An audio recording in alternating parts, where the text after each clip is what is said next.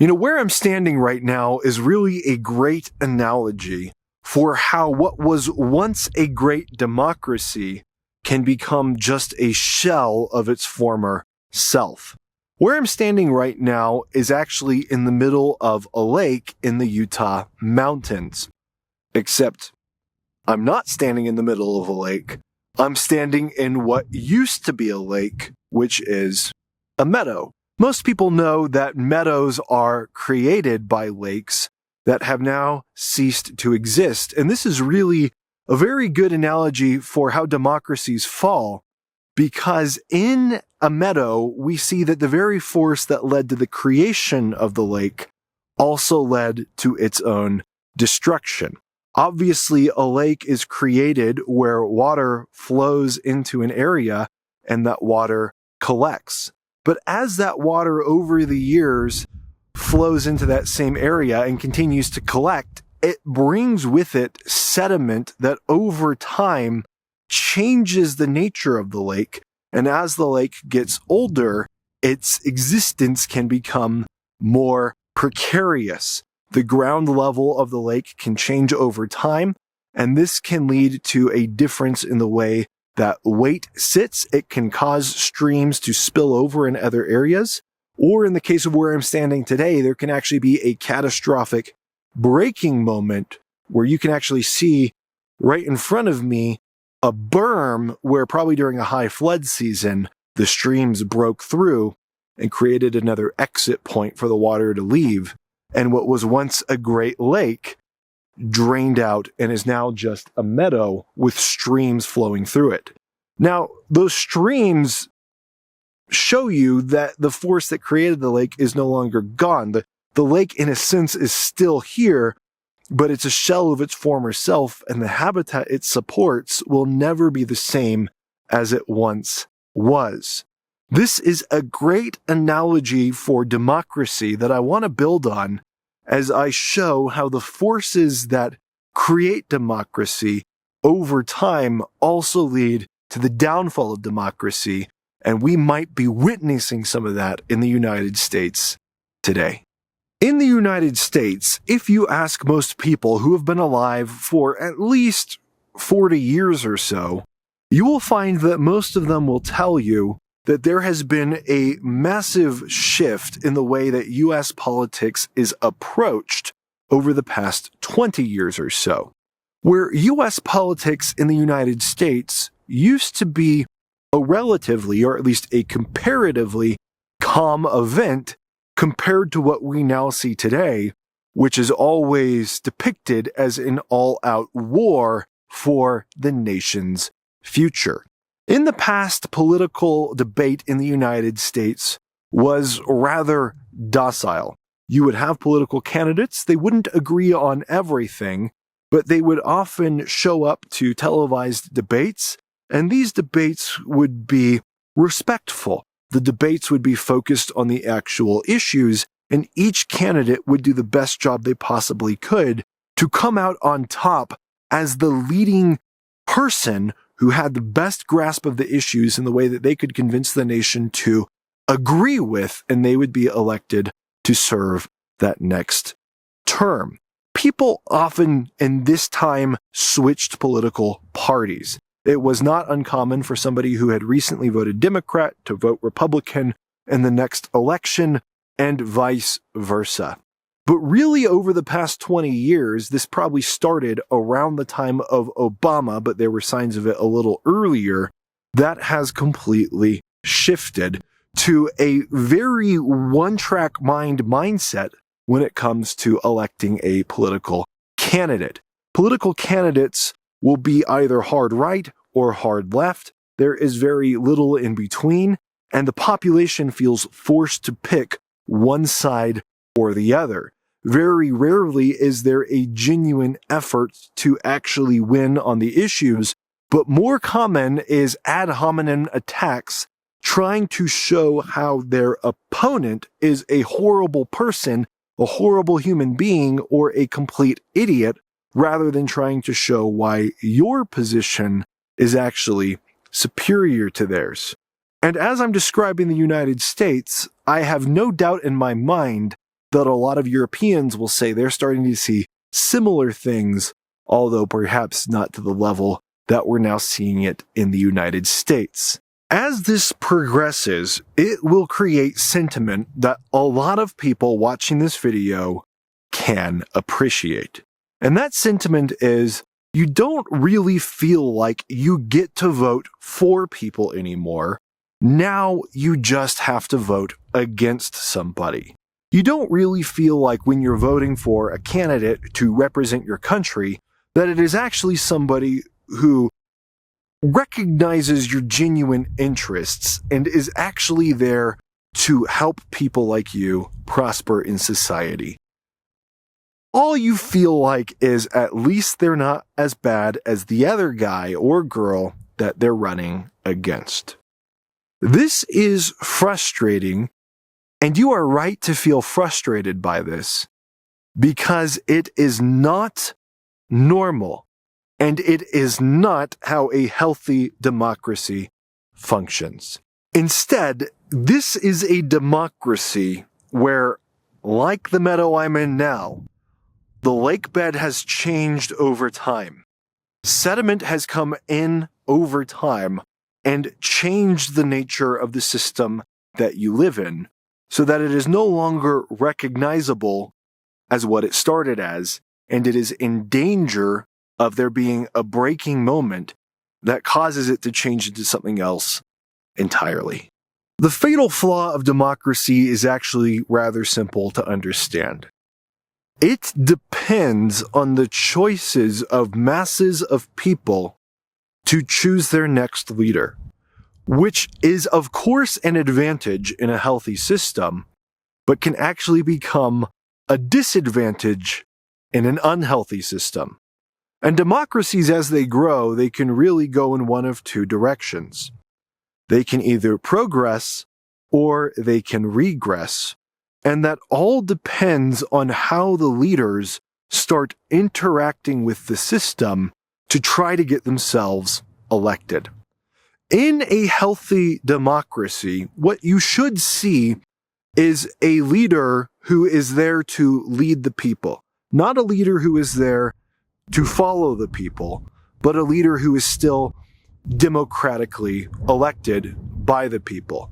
And in order to accomplish this, to lead the people and not follow them, but still be democratically elected by them, you have to rise to power by actually being the best candidate, with the best communication skills, and with the most well-rounded set of knowledge to communicate to masses of people why your position is actually superior. And in a healthy democracy, the process of a good candidate getting elected is also an educational experience that is lifting up the people all around them. And they are essentially being converted to a better position that is stronger and more based on reality and more based on facts. This is a healthy system, and this is why in so many of the classical democracies or classical republics, which are of course different from democracies but still hold democratic-like characteristics, you see a rise of education around the time that the democracy arose. This is what you see in ancient Greece, and there's why there's so many philosophers that we still study today that came from ancient Greece around the time that Greece became a democracy. And it's also something that you see, for example, in the Roman Republic. Because as the democracy was ongoing, people expected to get the best leaders, and so they subjected their leaders to public debate. And these debates in and of themselves were educational for the people, but they also spurred a desire for more education across society, because now people actually had choice. People could actually choose a better outcome for the way their nation was going to go, and that got people interested in educating themselves to make better decisions. In a healthy democracy, there is a push and a pull in both directions. There is movement from the leader to influence what the people think through strong arguments, through strong logic, to bring the people up a level. But there's also effort from the leader to listen to the people's opinions, listen to the people's thoughts, and to understand those, and to also build a society that appreciates all of those things. This is somebody who is leading, but is also following. That's fine. They are leading from the ground up by convincing their followers to elect them for the right reasons. That is building society up rather than tearing it down. In a regressing democracy, you see a decay in the system over time as people who desire power become more experienced with the system.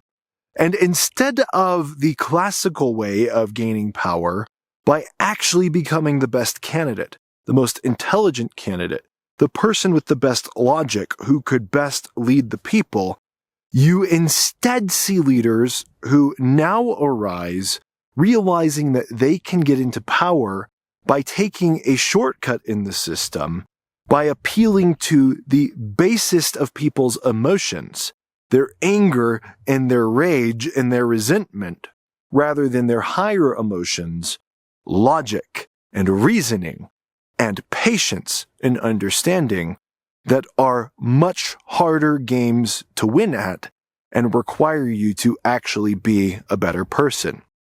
And so what we see is an attempt by leaders to now get into power, not by lifting the system up, not by lifting the nation up or whatever the democracy represents, but instead by pushing the nation down. Instead of encouraging the people to rise to the level of their leader that has more experience, more education, more knowledge because they have spent time pursuing those things, the leader now lowers themselves to the lowest level of the basest emotion of the people because they realize it is a more effective way to get into power for themselves, even though it is ultimately more harmful to society. Then we will see a ramping up of political rhetoric. It will no longer be about who is actually the best candidate with the best arguments, but who we can convince the public is the worst. How do we paint the basest human emotions of fear and anger against our opponent so that even if we are a terrible person ourselves, we can still get elected? And to do this, you will focus again on the basest level instincts of the people who you want to vote for you. You will focus on the problems that they perceive to have, whether that be with employment, whether that be with social status, anything. And you will, instead of giving them logic and reasoning behind how they can lift themselves out of those problems, you will instead paint all of those problems as if they are the fault of the opponent. So in a progressing democracy, we see that we have genuine leadership, genuine leaders. Whereas in a regressing democracy, eventually the only thing that remains is followers. Because the leaders, or at least the elected leaders, are no longer actually attempting to lead the people. They are actually making a very explicit effort to follow the people. Now, following the people isn't bad in the sense that you should listen to the people and you should listen to their desires. Following the people is bad, though, if you are intentionally simplifying complex subjects in order to get the votes of people who have never spent any time thinking about or analyzing those subjects. When you look at how most nations have been run throughout history, they have been run primarily as monarchies. And there is a reason that for most of human history, people tended towards monarchies, even though that system has many flaws. The reason people tended towards monarchies is because it was understood that leading a nation is not a task for the average person who hasn't spent any of their time thinking about all the intricacies that go into leading a nation. Economics, military, diplomacy, all these different things, they are complex. And so a monarchy is essentially a recognition that a person needs training and experience to reach this level.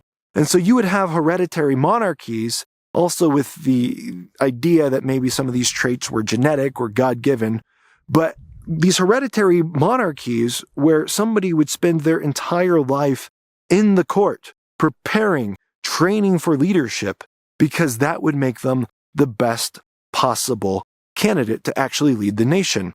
And while, of course, such a system is flawed, in a world where there is not widespread education, where there's not widespread access to books and things like that, that system, if you think about it, actually made sense at a certain level, because it did ensure that the most qualified leaders would lead the nation. The problem with that system, of course, was that all the power was in the hands of one person, and even if that person was qualified, they were probably also selfish.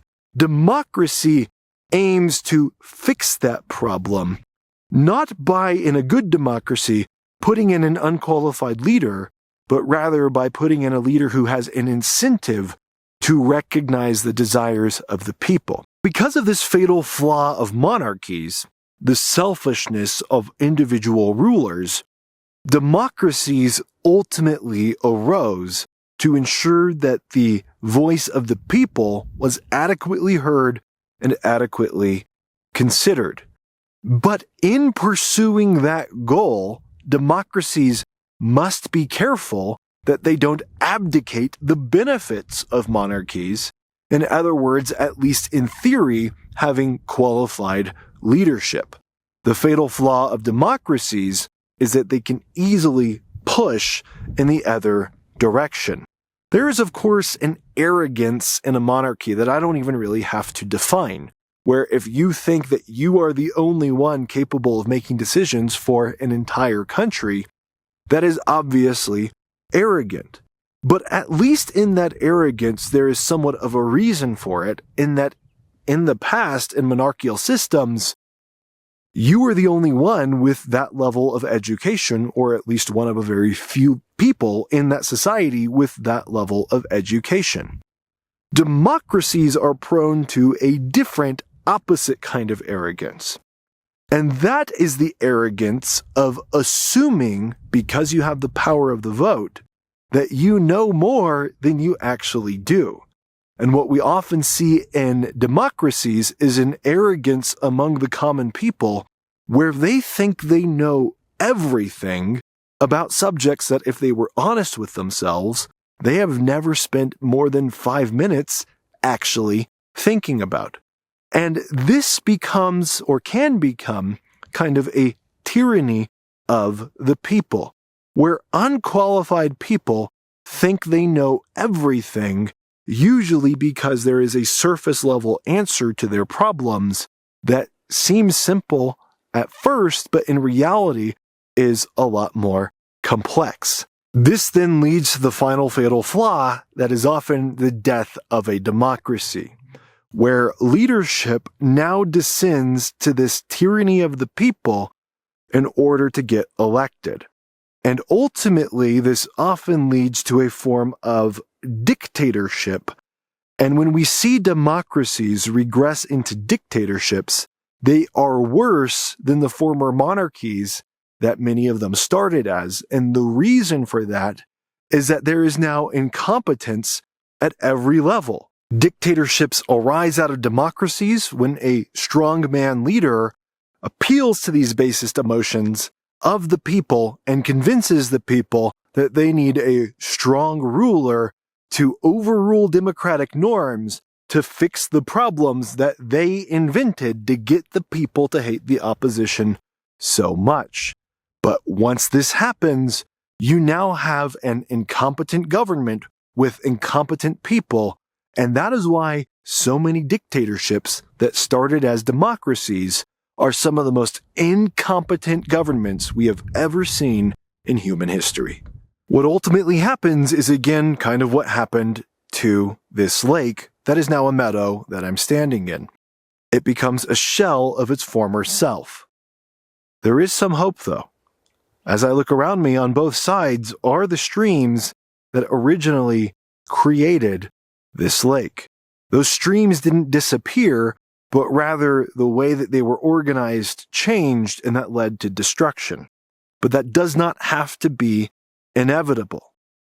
When we realize that it is the will of the people that creates democracies, and also the will of the people that destroys democracies, we can move ourselves off the path to destruction by lifting the will of the people back up to a higher level, rather than allowing it to descend too far to their basest emotions. And that is our job as people. As people, we can still make the choice of what leaders we allow to hold our attention. And we can choose to try to follow leaders that actually elevate us, leaders that challenge us but in a respectful way, leaders that win our attention by the strength of their arguments and not just by how much they hate the other guy who happens to be running.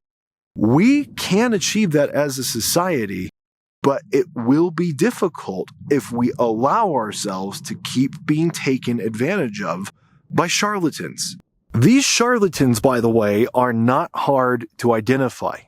They are rather easy to identify by the tactics that they use.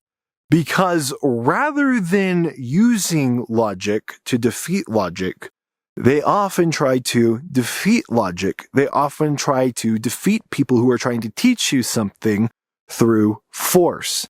That can be the force of anger, talking over people whenever somebody disagrees with them, which shows you that they aren't actually interested in arriving at the right answer, but they are instead only interested in being perceived as correct, whether or not they are actually correct. They want to win the argument. They don't actually want to win the right answer. These people are easy to identify when all of their rhetoric is always angry all the time, when there's no other substance to the main thing that they have to say other than how angry they are. They are easy to identify when all of their followers and the people supporting them share the same characteristics. When all of the talk shows that prop them up have a same characteristic of attracting you through rage bait, getting you to click on a headline because you are angry, and then talking angrily throughout the entire show and repeating that same structure every day of every week of every month of every year. It is very easy to see that somebody who is always angry cannot possibly be arriving at the correct answers, because anger is an emotion that clouds our judgment, not an emotion that clarifies our judgment. When you are constantly in a state of anger, and that is why you are being led to vote one way or another, be very careful that you are voting for the right kind of candidate and not somebody that is just trying to take advantage of you. Always being angry reveals that they might not actually have another tactic. They might not actually know why their position is superior, and they might not actually care. And this is doubly true for a politician who is confronted with evidence and shown that they are wrong, and instead of humbly admitting to being wrong, because let's be honest, nobody can be right about everything, that's okay, instead of admitting to that, they double down on their position and they push even harder for it. This shows you somebody who doesn't care about actually arriving at the truth, but instead they just want to be perceived as competent, when in reality, they really aren't. Now, because these people are interested in silencing opposing arguments rather than actually defeating them the correct way through logic, the most obvious sign that you are dealing with this kind of person is when they try to use political tools to silence dissenting voices. There is a reason that propaganda is so relevant around the entire world, and there is a reason that media control is so prevalent across the entire world. When people start using these tactics, they have shown their hand. They are not actually interested in representing the people. That is not why they ran for office. They ran for office to use the people to prop them up into power, like the monarchs of old. They are not interested in running for office to actually improve the lives of the people. Because if they were, they would be extremely interested in all of the people's voices being heard so that the best possible person could rise to the top, not just the person who exercised the most physical force and the most physical control. Now, a final sign of a politician that is causing a society to regress rather than progressing is a politician who automatically dismisses as propaganda all of the talking points of the other side. Not some of the talking points, but all of them. A politician who looks at any of the thoughts, desires, and opinions of the people who oppose them as mere propaganda. This is somebody who reveals a fear of logical confrontation, where their tactic is to demonize and attack the other side because they are afraid of actually being forced into a position where they have to articulate the logic of why their position is actually better. If a politician is truly interested in society progressing, they will defeat the arguments of the other side with strong arguments of their own. If they are not, they will try to discard them in whatever way possible so that they don't have to deal with them, making it less likely that they personally get elected. Now, I said that was the last thing, but I remembered one more. Be especially careful of politicians who adapt the morality of a religion that they themselves do not actually practice or care about. This is a sure sign that they are intentionally trying to pander to the electorate by saying with their mouths that they want something to be true that they show through their actions that they don't actually even believe in. We see this all the time in the United States with politicians trying to adapt to the morality of Christianity when, if you look at their lives, they very clearly do not care about Christian morals. Be especially careful of such people because you know from the forefront that they are willing to lie to you to your face. Always remember that those who will agitate your basest emotions just to get you to vote for them are not leaders, they are followers, and they do not know how to take society forward, and often they just destroy it in the process of doing whatever it is they're trying to do. Now, what I do on this channel is I try to push back against those things that I've been discussing in this video. And I know I don't do it perfectly, but I am genuinely trying to be objective when I approach the hot button political issues of the day, trying to bring in all the facts from both sides and not letting one side or the other tell me what I am supposed to think. And again, while that's not a perfect effort, because nobody could ever do that perfectly, I think it is a very valuable thing to bring to society, and I hope to continue doing this. If you want to support that work, you can support more videos like this and more objective analysis of political issues that approach them from logic and not just from anger. You can support that work by becoming a patron of this channel. If you want to learn more about that, just scan the QR code on screen or follow the link in the description of this video. With that in mind, I look forward to seeing you on future videos. I'll see you on the next one.